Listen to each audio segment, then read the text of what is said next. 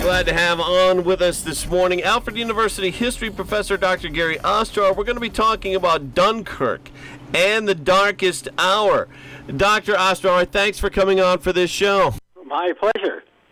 Well, starting out with Dunkirk, and this is World War II, what is the significance of the Battle of Dunkirk?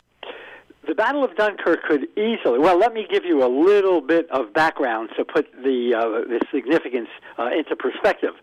The war began in Europe. World War II began in Asia, as I think many people understand, way back in September of July of 1937, when the Japanese attacked Shanghai, when the Japanese attacked China.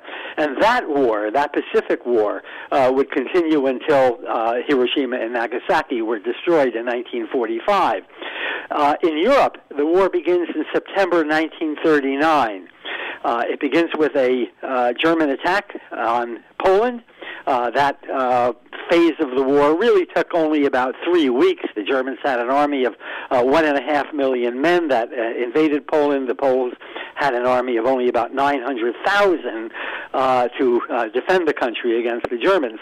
That war was over in about 3 weeks or so. And then for, roughly speaking, the next 6 months, there was very, very little fighting in Europe. It was called by historians the phony war.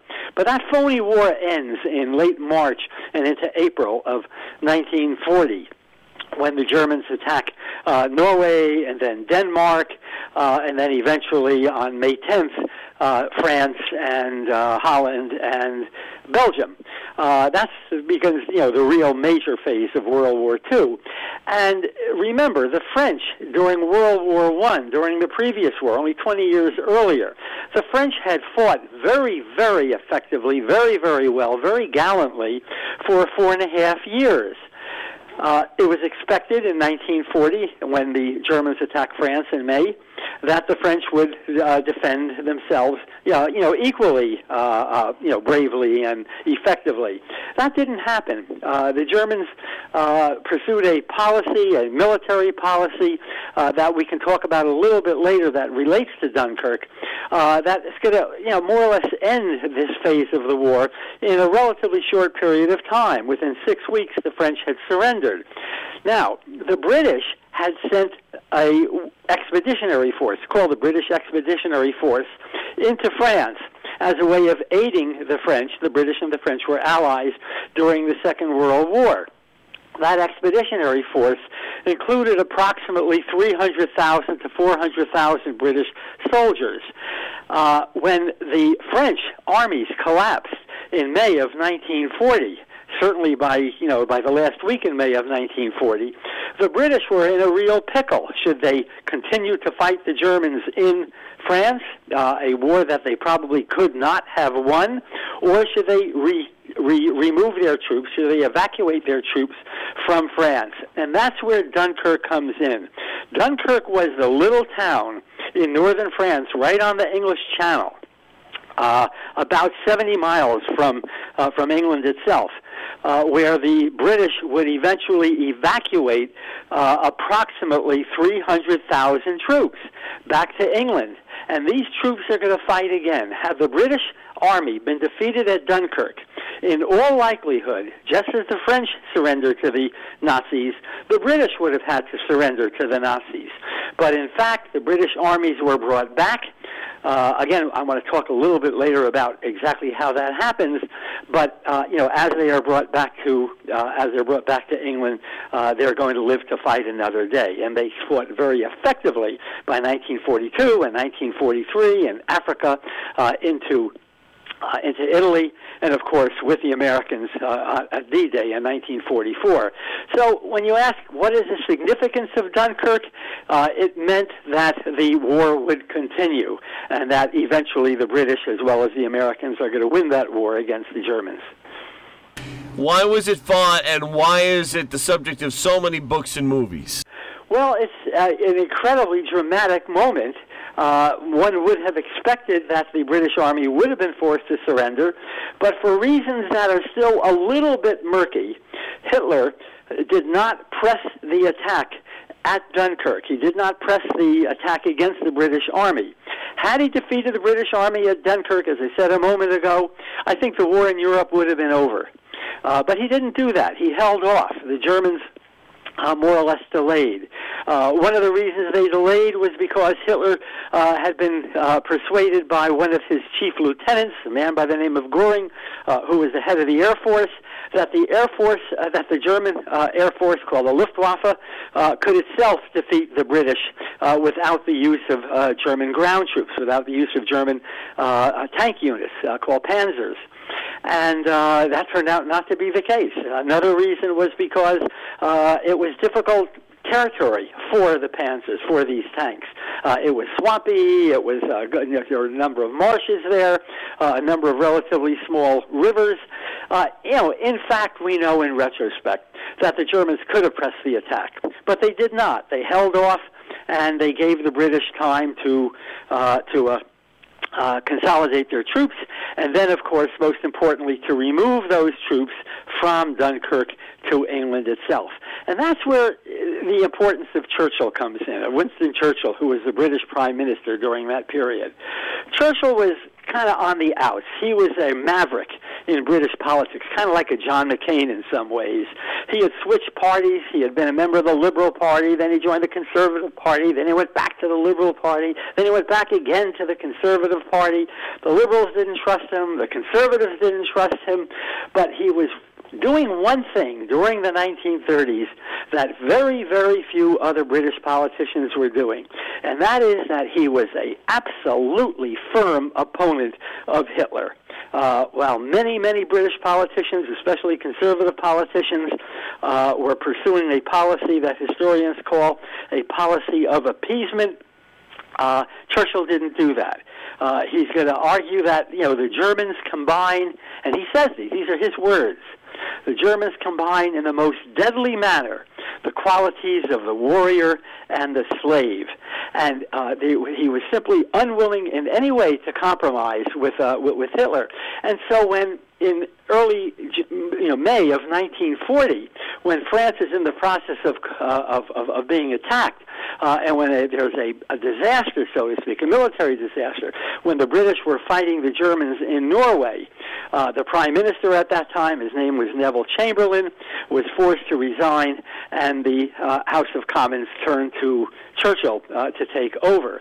It was unexpected, but what Churchill did was to kind of inject a degree of steel into the British public that no one had anticipated.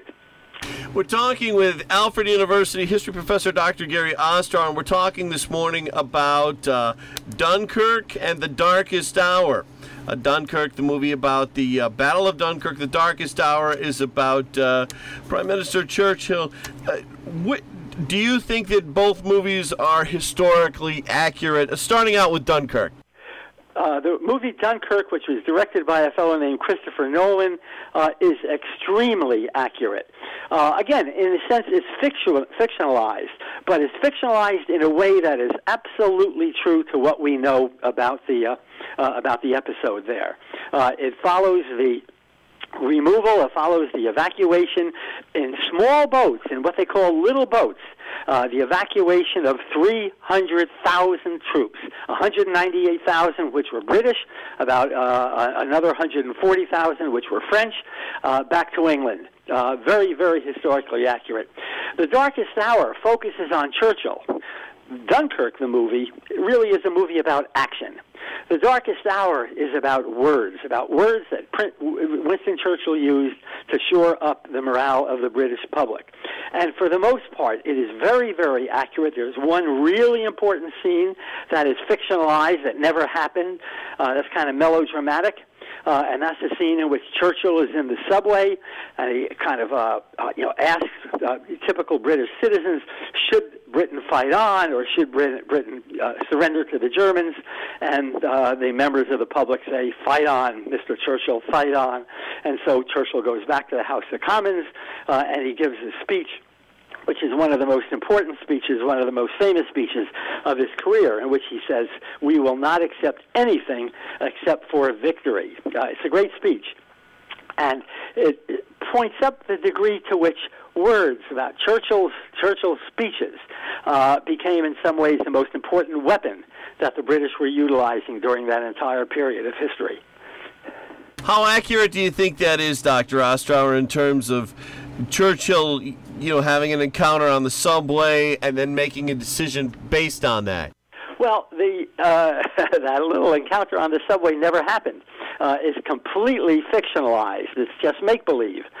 Everything else in that movie, including, I might add, the influence of Churchill's wife on Churchill, which I think is very well developed in that movie, The Darkest Hour. Everything else is, I think, historically accurate. The one thing, as I say, that was not accurate is that subway scene. But in a way, it kind of captures the degree to which Churchill really did rely on the public. There was a real kind of mutual understanding between Churchill on one hand and members of the public on the other hand. We're talking with Alfred University history professor Dr. Gary Ostrower. Going to take a break, check the forecast. We'll be back. Stay with us. Do you want to make your home buying experience smart, simple, and convenient? At Steuben Trust Company, our dedicated team will answer your questions and guide you through the entire process. Our goal is to find the right mortgage solution for you and your family and make owning your dream home reality. So stop into any one of our convenient locations or visit us online, SteubenTrust.com, to learn more. Steuben Trust Company, member FDIC, an equal housing lender. Checking in with meteorologist Rob Carolyn. I'm guessing you've seen the movie Dunkirk? Interesting movie. The big thing about it was how the director, Christopher Nolan, uses time in the movie. It doesn't run like a normal movie where you start at, 8 o'clock in the morning and finish somewhere else.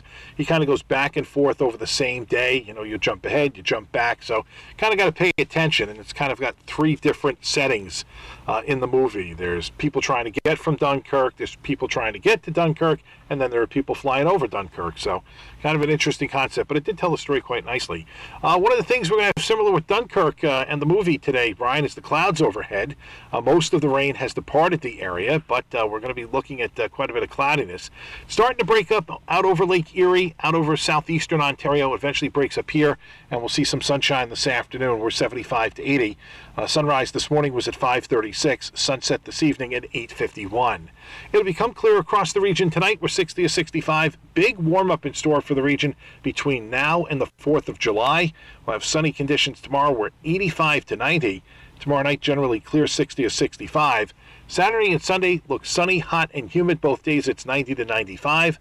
Monday, Tuesday, Wednesday next week, we're partly sunny with a chance of an afternoon storm and about 90, if not 95 degrees. So it's going to get very warm, very humid, Brian.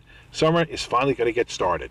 Is it going to be, would you say, almost dangerously warm, Rob? I mean, is it going to be as bad as it has been in maybe Chicago? No, it won't be quite as warm as it's going to be in Chicago, but we'll likely see some heat advisories come up. The Chicago area has excessive heat warnings. Keep in mind, they're an urbanized area, so the concrete has the tendency to hold the heat a little bit better.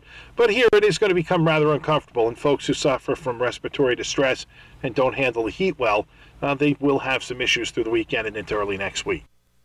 Thank you, Rob Carolyn. Back to Alfred University history professor Dr. Gary Ostrower.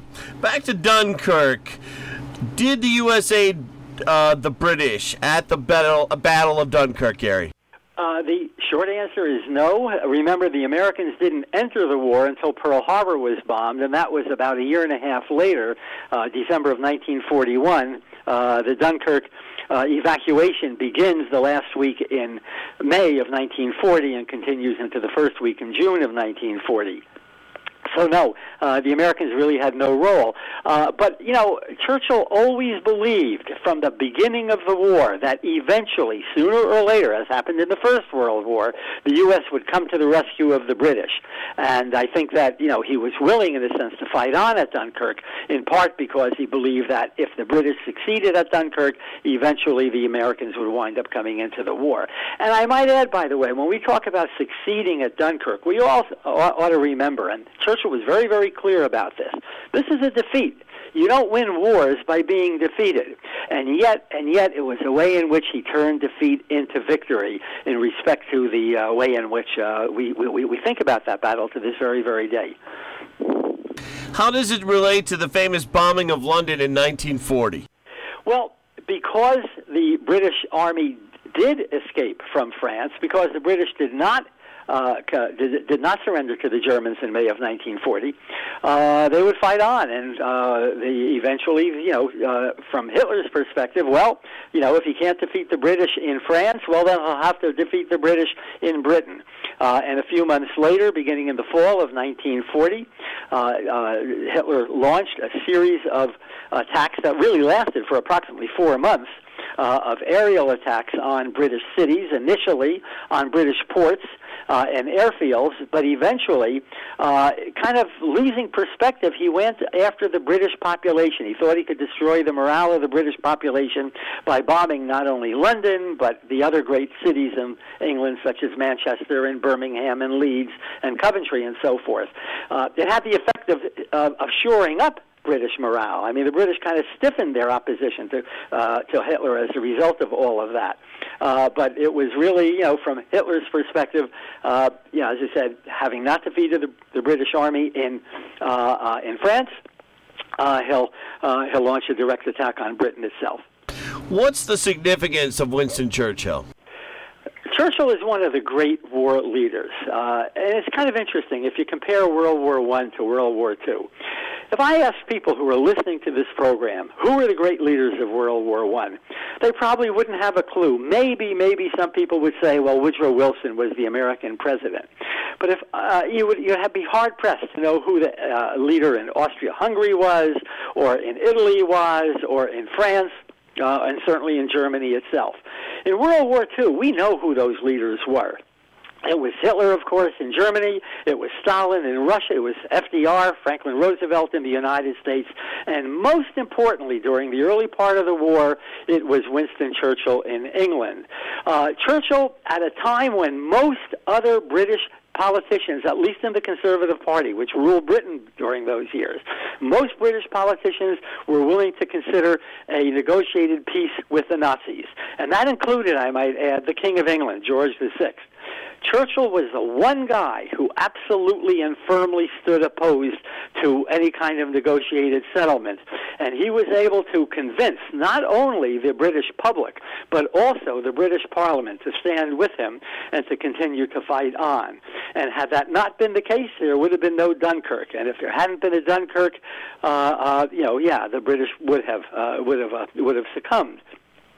Dunkirk meant, in other words, that this war would continue, and it continued in part because of not only Churchill's fortitude, but also the way in which the British public was willing to stand with him. Dunkirk succeeded in part because the British mobilized around 900 small boats. When I say small boats, I mean every kind of craft that the British could mobilize to bring back these troops from France were put into action. Rowboats, outboard motorboats, pleasure yachts, ferries. There were, of course, the British Navy, destroyers and so forth. But many of those larger boats could not get into the relatively shallow waters that would be needed to, evacuate the troops. There were lifeboats taken off British ocean liners and whatnot. Every conceivable kind of boat that was available was used, and Churchill had the head of the Navy, a fellow by the name of Thomas Ramsay, preparing this from the very, very beginning, of the attack by the Germans on May 10th. There was a good planning that went into this. They not only, had commandeered these boats, but they knew what the draft was. They knew what kind of water, how deep water could be navigated, so that the troops could be brought off from the small boats, and then eventually brought to some of the larger craft, some of the destroyers, and some of the other naval craft that would ferry them back to England. Churchill's 6-volume history of World War II. How seriously do historians take those books, Dr. Ostrower? Very seriously. And if you read Churchill, and then you see the movies that we're talking about, The Darkest Hour, as well as Dunkirk. You can see a good deal of Churchill's own writing, so to speak, in those movies. He was immensely influential. He was going to win a Nobel Prize for Literature for that 6-volume history of the Second World War. He knew exactly what he was doing when he was writing it. I mean, he was, in a sense, shoring up his own importance, his own reputation, and I think justifiably, in the way in which he produced those volumes.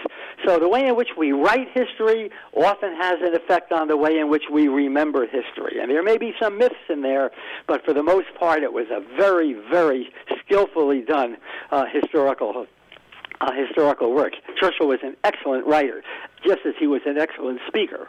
Churchill, as a wartime leader, your thoughts historically, how does he match up to other wartime leaders? I think he's one of the greatest of the wartime leaders, and someone said that, remember I said a few minutes ago that Churchill really, this is a war of words. He put words into action. Someone said that he mobilized the English language and sent it into battle, and I think that's a very, very good way of putting it. Britain would not have survived. Britain would have surrendered to the Nazis had Churchill not become prime minister. Of that I am absolutely certain. And if Britain had surrendered to the Nazis, the United States would have been alone. I have no idea whether the Americans would have ever gotten into the Second World War. I think that it would have been an absolute catastrophe for Western civilization. Churchill understood that, and that's why he was so uncompromising. And if I can just read something that Churchill says in one of his great speeches, this is on May 13th of 1940, right at 3 days after the Germans begin the attack on France. He says, very famously, "I have nothing to offer but blood, toil, tears, and sweat. We have before us an ordeal of the most grievous kind." Now remember, Brian, he's telling the truth. He's not sugarcoating this. The British newspapers had been, in a sense, overly optimistic about what would happen if the Nazis attacked France. But Churchill was not engaging in any kind of sugarcoating here. He says, "We have before us many, many long months of struggle and of suffering. You ask," he says, "what is our policy? I will say it is to wage war by sea, by land, and air, with all our might, and with all the strength that God can give us, to wage war against a monstrous tyranny, never surpassed in the dark and lamentable catalog of human crime. That is our policy. You ask, what is our aim? I can answer in one word: victory. Victory at all cost. Victory in spite of all terror. Victory, however long and hard the road may be. For without victory, there is no survival." He was a beautiful stylist. He knew how to give a speech. He repeats certain phrases again and again and again. The word victory, he says again, in ways that become, of real importance. Later on, in June, he's going to do the same thing when he says, "We shall go on to the end." This is after Dunkirk. "We shall go on to the end. We shall fight on the seas and the oceans. We shall fight with growing confidence and growing strength in the air. We shall defend our island, whatever the cost may be. We shall fight on the beaches. We shall fight on the landing grounds. We shall fight in the fields and in the streets. We shall fight in the hills. We shall never surrender." Well, that resonated with the British public. They were defeatists after the French armies collapsed, and by the time Churchill finished that speech, they weren't defeatists at all. They were absolutely willing to fight on, and they did, and of course they did so victoriously. Very interesting. Dr. Gary Ostrower, thank you so much for being with us. We're out of time for today, but I can't thank you enough for joining us today. Well, I thank you, and I thank Winston Churchill.